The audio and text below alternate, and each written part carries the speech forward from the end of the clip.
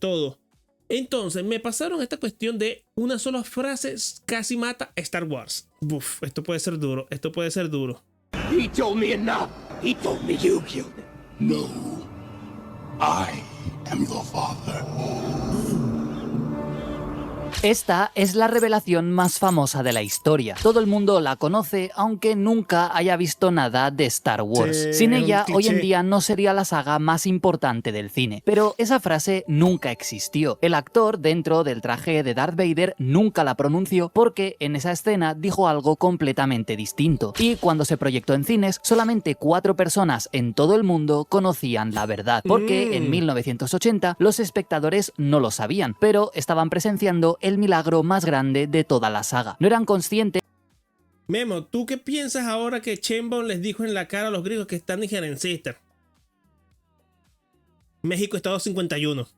de que El Imperio Contraataca, esa película que se convirtió en la mejor secuela de la historia del cine, estuvo a punto de no existir. No te excites demasiado, señor guardia del templo. La mejor secuela que ha existido nunca es Shrek 2. Y en su defecto, Terminator 2. El colapso de una actriz, otro actor que vio su carrera destruida para siempre e incluso 2 muertes trágicas durante el rodaje ¿qué? lo complicaron todo. El Imperio Contraataca fue un accidente. Así que en este vídeo te voy a contar Y de cómo... hecho, en cierta medida sí, porque incluso cosas como el Emperador Palpatine no estaban tan claras después de la primera Star Wars. Porque si te fijas, Darth Vader era como el jefe, el líder del imperio. Luego fue que metieron a Palpatine y todo ese tipo de cosas. sobrevivió la película y cómo superó todas las dificultades que estuvieron a punto de eliminarla para siempre. Y para entender esta historia, ni siquiera necesitas haber visto la película. Lo único que debes saber es por qué George Lucas nunca quiso hacerla. Cuando George Lucas estaba terminando Una Nueva Esperanza, sufrió un colapso por estrés muy fuerte y tuvo que ser ingresado en el hospital. ¿Y por qué? Pues porque descubrió que su empresa, Industrial Light and Magic, había gastado más de la mitad del presupuesto de la película en solo 3 planos y le quedaban por grabar otros 362. Estuvo toda la Coño, el mejor ordenando el dinero es señor Lucas. noche en el hospital con secuelas de estrés e hipertensión y lo pasó tan mal que se hizo una promesa. Cuando terminara Star Wars no volvería a dirigir una película. Ended up on my way home flying from LA to San Francisco thinking, oh my God, this isn't going to work. This is a mess. You'll never get to work again. Sin embargo, sucedió algo que no esperaba. Esa misma película que le había mandado al hospital fue un éxito rotundo y gracias a la venta de merchandising, George Lucas se convirtió en millonario prácticamente de la noche a la mañana. Eso le planteó una alternativa en la debe ser una de las peores decisiones de negocios de la historia del cine.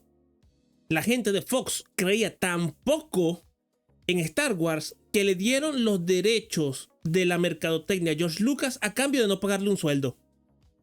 ¿Qué pasó, Balaroma? ¿Cómo estamos? que no había pensado. Si antes había tenido que renunciar a $500,000 de su salario para que Una Nueva Esperanza pudiera ser una realidad, ahora tenía todo el dinero necesario y eso ya no sería un problema. Así que decidió rodar una secuela para su grandioso éxito. Pero esta vez, y para asegurarse al 100%, decidió establecer 2 condiciones que no podían incumplirse bajo ningún concepto. La primera, que él autofinanciaría la película, porque en Una Nueva Esperanza el estudio Fox había hecho algo que Lucas jamás pudo perdonar. Cuando el rodaje llevaba 2 semanas de retraso, le cortaron el dinero antes de que pudiera filmar la escena inicial. Sí, justo esa del Destructor Imperial persiguiendo a la Tantive 4. La misma escena que, como vimos en el vídeo anterior, Los juguetes son clave. Es que fueron claves en el caso particular de Star Wars, porque Star Wars es el primer blockbuster de todos los tiempos.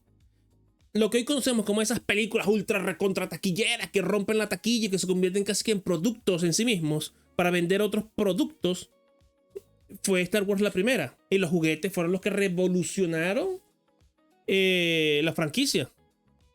¿Qué pasó? Bueno, Malek, ¿cuándo te fuiste? terminó cambiando el cine. Pues bien, la Fox le cerró el grifo y ante sus reclamaciones, la respuesta que le dieron fue la siguiente: no nos importa, intenta hacer la película sin esa parte. Y eso sin contar con que querían cambiar el final, haciéndolo más abierto para una posible secuela, algo a lo que Lucas se negó y peleó para mantener su idea. En fin, unas exigencias que no le gustaron nada y le dejaron un mal sabor de boca. Lógicamente, el director no quería que algo así volviera a suceder, por lo que El Imperio Contraataca iba a ser financiado financiada única y exclusivamente por él, para no tener que depender de una productora. Y la segunda condición que se puso fue que esta vez no sería él quien dirigiera la película, así que contrató a Irving Kershner, su antiguo profesor de cine, y alguien en quien él confiaba ciegamente. Kershner tenía experiencia en documentales y westerns, pero no en una película como la que le proponía Lucas, y así se lo hizo saber cuando su antiguo alumno le hizo la propuesta. Pero cuando le preguntó que por qué él... Ay, ¿verdad que sí? Que las otras dos no las dirigió George Lucas.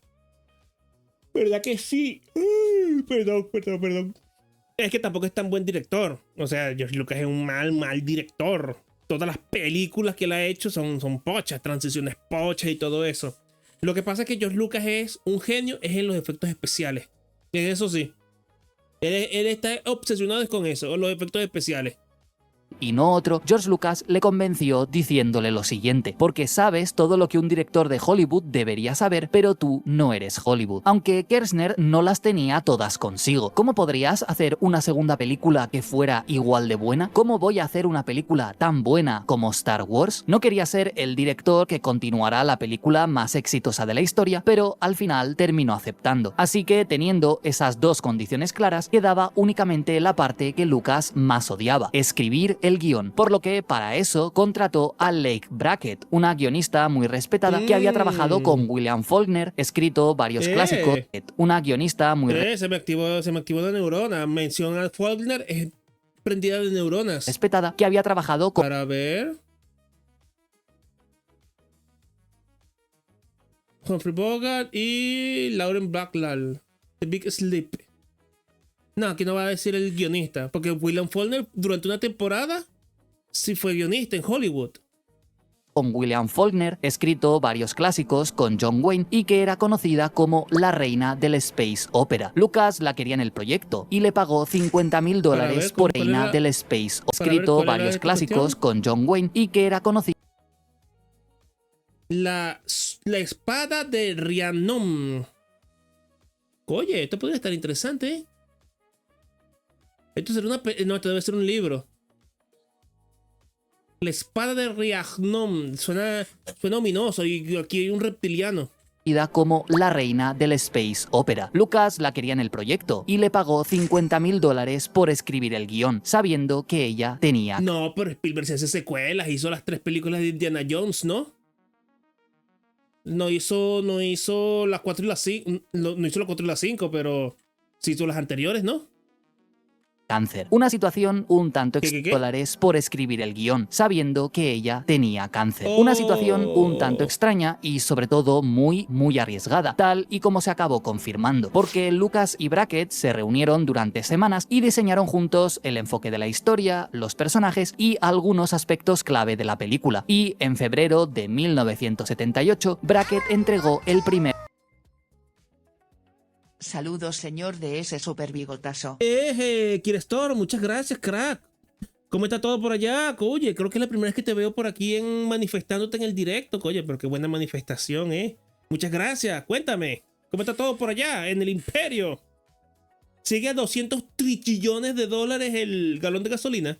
borrador del guión, pero lamentablemente falleció poco después. Y aquí vino el primer contratiempo, porque Lucas se quedó con un guión que no le convencía. En esa primera versión, Darth Vader no era el padre de Luke. Su padre real aparecía como fantasma de la fuerza, junto a Obi-Wan para guiar al héroe. Oye, pero ¿qué pasa? Oye, la Eris, ¿qué pasa? Hoy tiene la menstruación. Porque, coño, como es ese ataque personal y rastrero y barato hacia mi folículo labial. Qué buena entrada, sí, una entrada muy dramática, ¿eh? Oh, muchas gracias por lo que me toca, varón. Muchas gracias por lo que me toca. En su entrenamiento aparecía como... En esa primera versión, Darth Vader no era el padre de Luke. Su padre real aparecía como fantasma de la fuerza, junto a Obi-Wan para guiar al héroe en su entrenamiento. El protagonista tenía una hermana, pero se llamaba Nelly, no Leia. Luke tampoco perdía la mano y al final de la película completaba su entrenamiento Jedi y era nombrado caballero por su padre fantasma, por Obi-Wan y por Yoda. Era una historia más sencilla y más heroica, sin tanta tragedia y que recordaba mucho. Ah, oye, muchas gracias. Ah, pero ¿qué? ¿Te ves los videos del canal secundario o del principal? Porque son dos ecosistemas muy diferentes. O sea, yo no sé por qué Esta separación entre mis lóbulos cerebrales, entre una cosa y la otra.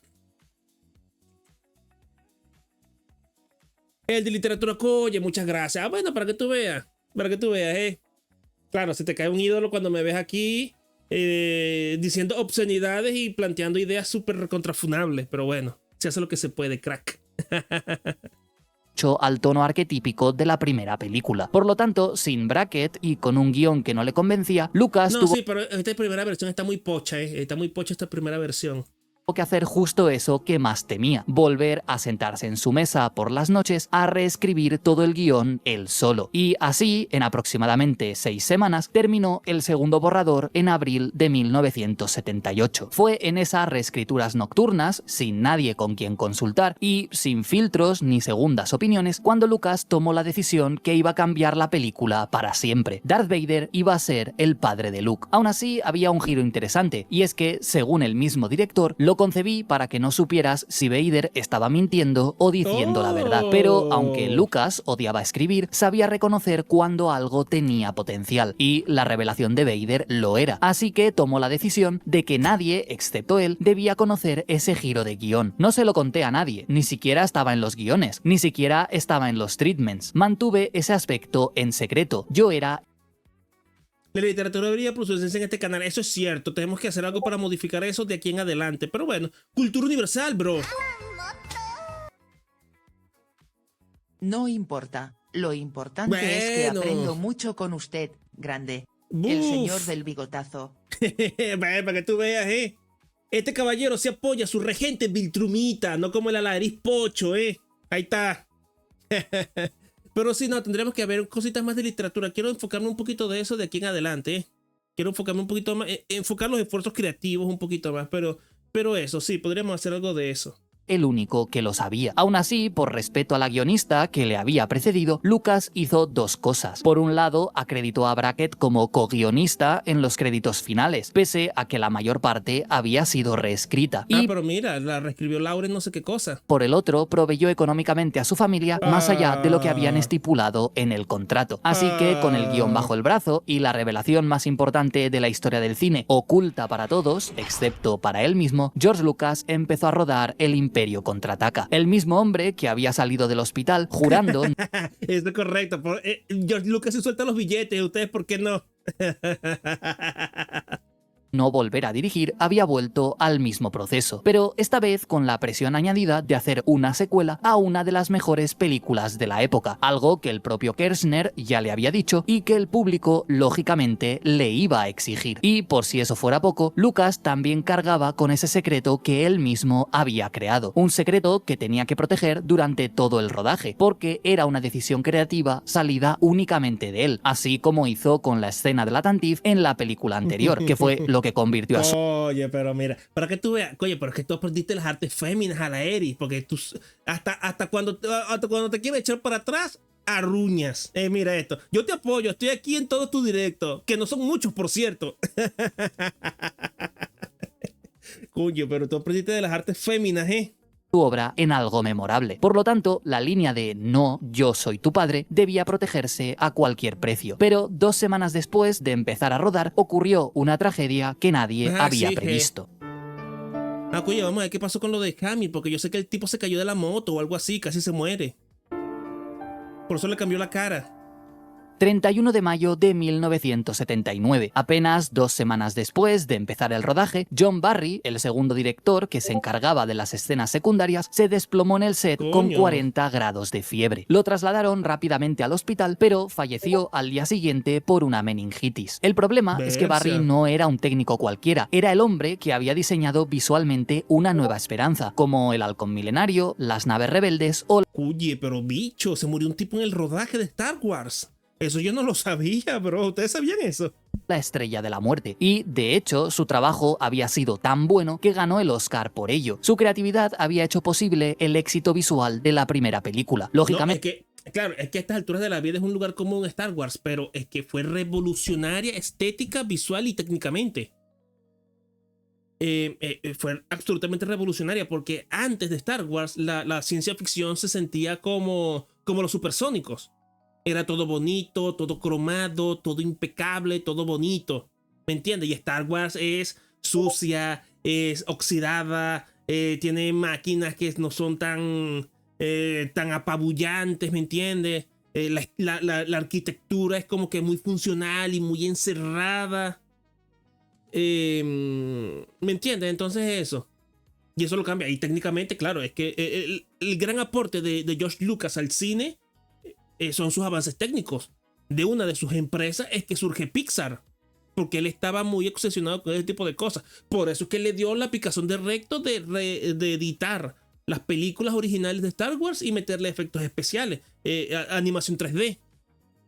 Para el Imperio Contraataca, Lucas lo había ascendido como gesto de confianza. Era un hombre clave en el equipo, pero su trayectoria se cortó de golpe. Así que era la segunda muerte en la cadena después de Brackett, la guionista. Pero a diferencia de ella, Barry se había ido en medio de la producción y el rodaje más esperado de la década había perdido al responsable del increíble aspecto visual de la saga. Y aquí viene lo más inquietante. Barry no era el primer problema. El Imperio Contraataca llevaba rota desde antes de empezar a rodar y los problemas se estaban acumulando uno encima del otro, sin que nadie supiera por dónde empezar a arreglarlos. De hecho, el primer aviso de que el rodaje iba a ser un infierno sucedió en verano de 1978 y el responsable fue el mismísimo Darth Vader. El 24 de julio, David Prowse, el actor que se metía en el traje de Darth Vader, acudió a una firma de fans en California. Era una época en la que los actores de Star Wars iban a ese tipo de eventos sin demasiado protocolo. Y allí, hablando con un periodista del periódico local, Prowse soltó un dato sobre el futuro de la saga que comprometía a Vader y a Luke. El padre no puede matar al hijo y el hijo no puede matar al padre. Lo dijo como pura especulación, porque en ese momento Prowse no tenía acceso al guión. Para entonces... ¡Coño! Le ibas a cagar antes de saber que le estabas cagando, bro.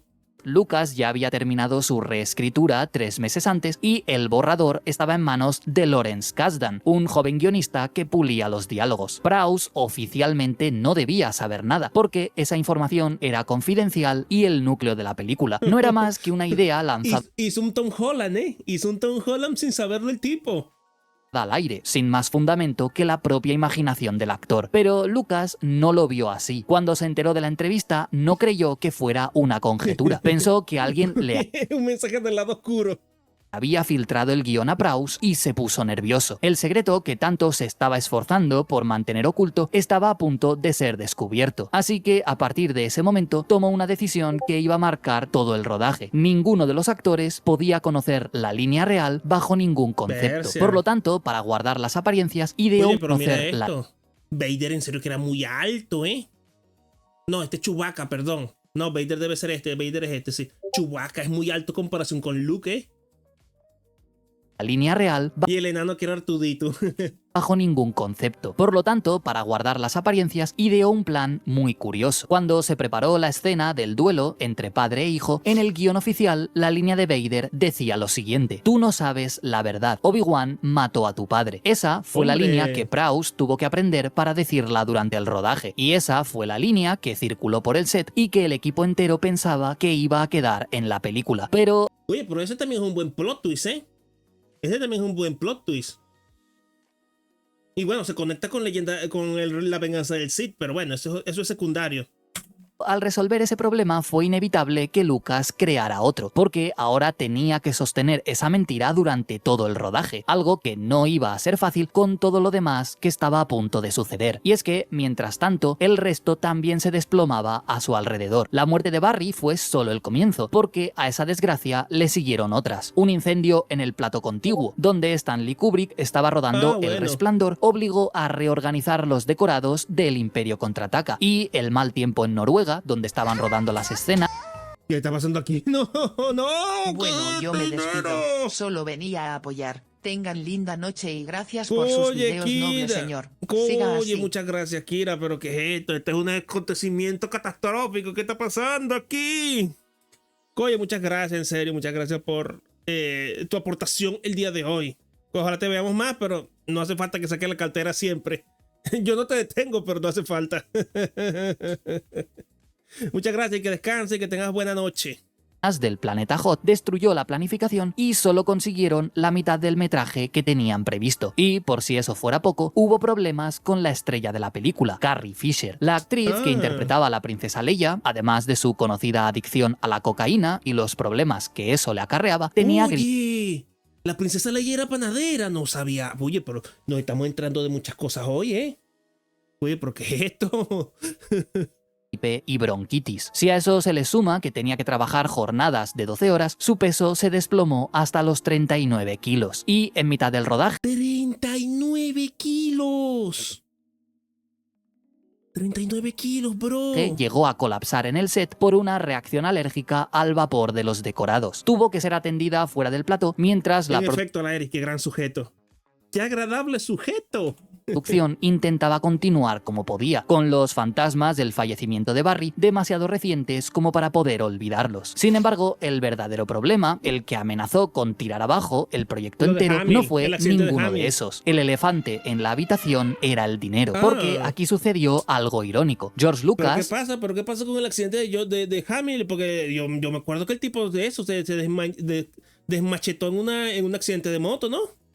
El mismo hombre que en 1977 había salido del rodaje de Una Nueva Esperanza, hospitalizado por estrés y jurándose a sí mismo que nunca volvería a pasar por algo así, estuvo a punto de que le sucediera exactamente lo mismo, solo que esta vez muchísimo peor. Como vimos en el vídeo anterior, en Una Nueva Esperanza, Lucas había apostado todo a una sola escena, esos 30 segundos iniciales de la Tantive 4, sin ninguna garantía de éxito. 3 años después, en 1979, estaba exactamente en el mismo punto, solo que esta vez con más dinero invertido, más equipo a su cargo y muchísimo más que perder. Los Está bien, conoce los memes de chica, está bien, te lo acepto, señor, usted es un hombre de cultura. Tiempos del clima, el incendio y otros provocaron que el presupuesto se disparara. La película empezó con una base de 18 millones de dólares. Pasaron a 22, luego a 25 y finalmente alcanzó los 33 millones. Se duplicó el presupuesto. Sí, el doble de lo previsto. Y entonces el Banco de América, que había prestado los 15 millones iniciales, exigió el cierre de la producción. Así que para salvar la situación, la empresa Lucasfilm exigió... Y entonces el Banco de América, que había prestado los 15 millones iniciales, exigió el cierre de la producción. Así que para salvar la situación, la empresa Lucasfilm tuvo que conseguir que el Banco de Boston comprara toda la deuda. Pero claro, el banco necesitaba una garantía de que ese dinero se le iba a devolver. Y George Lucas no lo tenía en ese momento. Por lo que, viendo la oportunidad, entró en escena 20th Century Fox. Ella ya... Coño, vuelve el señor... Es que él no puede derrocar al Imperio Galáctico, excepto un Imperio Galáctico peor, que en este caso fue Disney.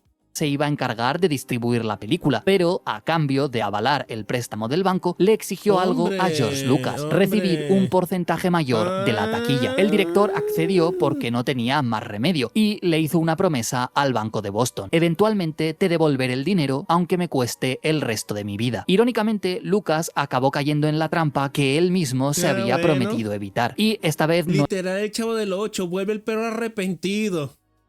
Era solo una cuestión de financiación, como sucedió en Una Nueva Esperanza, sino algo peor. En esta ocasión, durante el Imperio Contraataca, era su propia empresa, Lucasfilm, la que estaba hipotecada por completo. Si la película fallaba, no habría más Star Wars, y esta vez de verdad. George Lucas lo apostó todo con el Imperio Contraataca, más que con... Estos pósters son una locura, Estos pósters son una demencia. ¿Quién fue el que hizo estos pósters, bro? El segundo me gusta más. Con Una Nueva Esperanza, a pesar de haberse jurado a sí mismo que eso no iba a suceder. Y en mitad de todo este caos, de las muertes, los presupuestos disparados y los actores enfermos, solo quedaba una cosa por proteger: la dichosa frase, la revelación de que Vader era el padre de Luke, el giro de guión que David Prowse había filtrado sin saberlo y que había motivado esa operación encubierta para que ni siquiera apareciera en el guión. Y la verdad es que el director se tomó eso muy en serio. Pero un día antes del rodaje de la escena del duelo, sucedió algo muy curioso. Irving Kershner llevó a Mark Hamill, el actor que interpretaba a Luke, a un rincón apartado del set, y ahí, a escondidas de todo el mundo, le dijo lo siguiente: I'm going to tell you something. I know it, George Lucas knows it, and when I tell you, you'll know it, but if it leaks, we'll know it was you. Y a continuación le entregó un papel con una nota escrita. Y en ella estaba la famosa frase: no, yo soy. No como los pósters pochos de hoy en día, exactamente. Le entregó un papel con una nota escrita. Y en ella estaba la famosa frase: no, yo soy tu padre. Así que, fiel a su palabra, Mark Hamill cargó con ese secreto durante un año. Justo eso estaba pensando yo, Porque claro, sería más sorprendente sería mejor actuado si Mark Hamill lo supiera, hubiera sabido durante esa escena. Año y medio entero a lo largo del rodaje y hasta el mismo día del estreno, sin poder contárselo ni a sus compañeros de reparto, ni a sus amigos y ni siquiera a su familia. Por su parte, y tal y como Lucas había previsto, David Prowse rodó la escena diciendo: Obi-Wan mató a tu padre. Esa era la línea que él creía que iba a quedar en la película, y no solo él, sino todo el equipo, excepto 4 personas que conocían la verdad: George Lucas, Irving Kershner, Mark Hamill y el otro hombre que interpretaba a Darth Vader, James Earl Jones. El actor que ponía la voz a Vader dobló en el estudio la línea real, la que iba a quedar para la historia. Y claro, cuando la leyó por primera vez, su reacción fue tan extraña que la contó años más tarde en una entrevista. When I first saw the dialogue that said, Luke, I am your father, I said to myself, he's lying. Hasta el actor que ponía la voz a la frase más famosa del cine no se creía la línea que acababa de... Este tipo tiene una voz demasiado Blue Label, Bueno, yo diría más bien... Bueno, no, iba a ser una broma muy estúpida. Decir, no, este es Black Label, pero no, es una broma muy baja para mi intelecto. Grabar. Lucas tenía razón al querer proteger ese secreto, porque iba a causar un impacto mayor de lo que sospechaba. Sin embargo, a pesar de todos sus esfuerzos, no pudo impedir lo inevitable. Y es que el 12 de abril de 1980, 5 semanas antes del estreno en cines, salió publicada la novelización oficial del Imperio Contraataca. Vendió 3 millones de ejemplares. ¿Cómo que sale antes de la película? ¿Cómo que sale antes de la película esta pinga? Y sí, en ella aparecía la revelación de Vader como el padre de Luke. Y no solo eso, sino que la novela se colocó en la lista de las más vendidas 3 días antes de que saliera la película. Irónicamente, la necesidad del marketing se impuso por encima del interés del propio George Lucas. Y la gente para que tú veas que eso pasa antes, Eso pasaba incluso antes, Porque yo me acuerdo que cada vez que sale una película de Pixar, te la destripan y te la spoilean brutalmente con eso, con los libros infantiles que sacan junto con las películas. Y ahí te destripan todo de qué va la película, los giros, todo. Sentó en las butacas del cine y que había leído la novela, ya conocía ese secreto que tantos dolores de cabeza había causado. Y así, después de todos los inconvenientes y desgracias que sucedieron durante el rodaje, El Imperio Contraataca se estrenó el 21 de mayo de 1980. Claro, pasó con Intensamente 2, pasó con Elemental, creo que también pasó con Encanto, pasó... No, espérate, lo de Encanto fue... No, Encanto no, Wish, pero lo que pasó fue que descubrieron el borrador original de Wish, que es 20,000 veces mejor que la película que salió. Elemental, Zootopia 2 creo que también pasó. Lucas, hipotecado hasta el cuello, tenía todo apostado a una sola cosa. La misma situación que con la película anterior, sí, pero con una diferencia importante. En Una Nueva Esperanza, Lucas era un director prácticamente desconocido que quería hacerse un nombre. Ahora era un hombre famoso que estaba tratando de mantener su prestigio intacto con la película más accidentada de su carrera. Así que solo quedaba responder a una pregunta: ¿cómo iba a reaccionar el público y la crítica al Imperio Contraataca? Miércoles 21 de mayo de 1980. El Imperio Contraataca se estrena en los cines de Estados Unidos. Lucas, con Lucasfilm hipotecada y todo apostado a ese único día, no sabe si va a recuperar lo que ha invertido. Oye, es que los de Cuphead tuvieron mucha fe, Los tipos de Cuphead tuvieron mucha fe, vendieron hasta sus casas, hipotecaron hasta sus casas para hacer el jueguito ese del mierda. Y por necedad, porque no necesitaban hacer el juego animado a mano. Y por necedad lo hicieron así. Pero 3 meses después ya lo ha hecho, y muchísimo más de lo que creía. La película recaudó 209 millones de dólares solo en Estados Unidos y 538 millones en todo el mundo durante su primera proyección. Recordemos que el presupuesto final había sido de 33 millones. Lucas, a pesar de... multiplica la taquilla por 10. Es como si una película de ahorita, como si los Toma, exactamente. Es como si la película de Superman hubiera costado 30 millones y no 200, 150.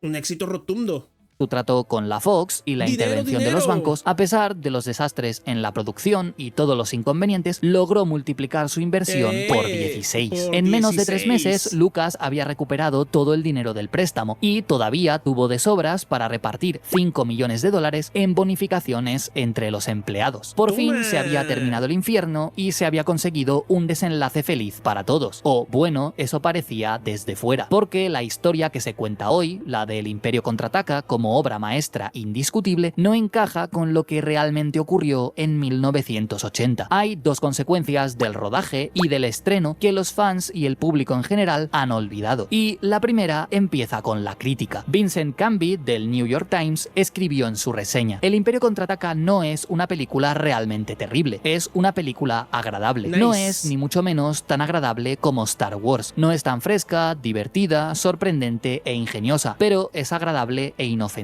Y de una manera de la que nadie relacionado con ella debería avergonzarse, también es tonta. Verla es... Coño, el Imperio Contraataca es tonta. Bueno. Yo diría que es más balurda la 4. El Nueva Esperanza es un poquito más balurda. muy parecido a leer la mitad de un cómic. Judith Martin, en el Washington Post, fue incluso más dura. El Imperio Contraataca no tiene estructura argumental, ni estudios de personajes, ni mucho menos desarrollo de personajes, ni ningún punto emocional o filosófico que plantear. Y esos son solo... Aquí cuando ponen eso de te amo, yo también lo sé. Aquí es donde sale eso, ¿no? O es en el regreso del Jedi. Porque ya habían congelado a Han Solo. A ver, no seamos tan... Coño, o sea, la 4 sí me parece pobre. algunos ejemplos, ¿En porque esta? No, entonces, coño, entonces no puede decir eso, señora. Usted, por favor, sáquese el palo del recto. la película, que hoy se considera la cumbre del arte cinematográfico, en Bueno, la cumbre del arte cinematográfico, señor. Yo sé que su temática es la guerra de las galaxias, pero coño, cálmese. O sea, cumbre. 1980 fue comparada, entre otras cosas, con leer la mitad de un cómic. Su reputación de mejor secuela de la historia, entre comillas, no es contemporánea, sino a posteriori. Son críticos de cine, no sabemos ni por qué les pagan. Bueno, sí, pero quiero pensar que los críticos de cine no eran críticos no son críticos de videojuegos, pues que su opinión no cuenta. ¿Me entiendes? O por lo menos en esa época. Quiero decir, son los años 80. Es el mejor momento del cine.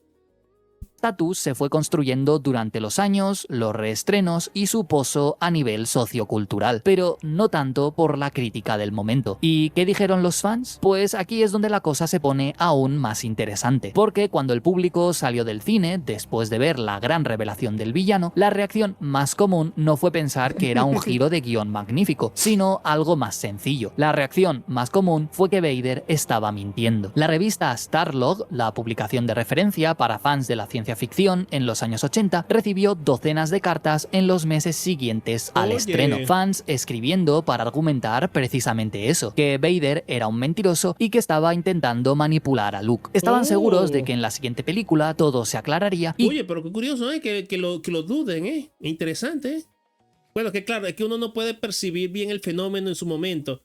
Porque claro, nosotros ya estamos bombardeados con Star Wars, incluso por memes, referencias, la parodia de los Padrinos Mágicos. ¿Me entiendes? No podemos percibir lo impactante que fue esto, lo importante que fue Star Wars en los años 80.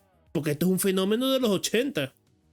que se vería que Vader no era el padre de nadie. Por ejemplo, un lector escribió: Vader puede haber mentido solo para reclutar a Luke a su lado. Vader luego se deshará de Luke una vez consiga lo que quiera. De hecho, hay grabaciones de audio de las salas de cine en 1980 que muestran algo muy interesante. Cuando Vader pronuncia su icónica frase, no hay aplausos y ni siquiera gritos de sorpresa. La sala se queda en silencio. Un silencio incómodo de la gente procesando algo que no sabe si debería creerse. porque en su día la película se estrenó con un final ambiguo, sin respuestas, con un héroe manco y derrotado y una mentira en el aire, es decir, todo abierto para su desenlace en la próxima entrega. Y finalmente llegamos a la segunda consecuencia de la película y la más trágica, porque de todos los que tuvieron algo que ver con el secreto de la frase de Vader, ninguno lo pasó tan mal como David Prowse, el actor de casi 2 metros que había sido el cuerpo físico de Vader durante la trilogía original, descubrió en el estreno... Pero si el tipo mide 2 metros, entonces ¿qué tan alto es Chewbacca? ¿Qué tan alto es Chewbacca? Que Lucas le había engañado. No le había dejado conocer lo que decía su propio personaje. No había confiado en él y le había dado una línea falsa que él había creído que era la real. Una frase que él había pronunciado en el set convencido de que eso era lo que iba a verse en la película. Y a partir de ahí, su relación con Lucasfilm empezó a deteriorarse. La situación fue escalando lentamente durante años y empeoró principalmente por comentarios públicos de Prowse criticando a George Lucas, pero también por decisiones creativas durante el retorno del Jedi que no sentaron bien al actor, entre ellas que no usaran su rostro a la hora de descubrir la cara de Darth Vader. Ay, sí, eso lo debió joder, sí. Coño, eso es un golpe duro para el ego, ciertamente.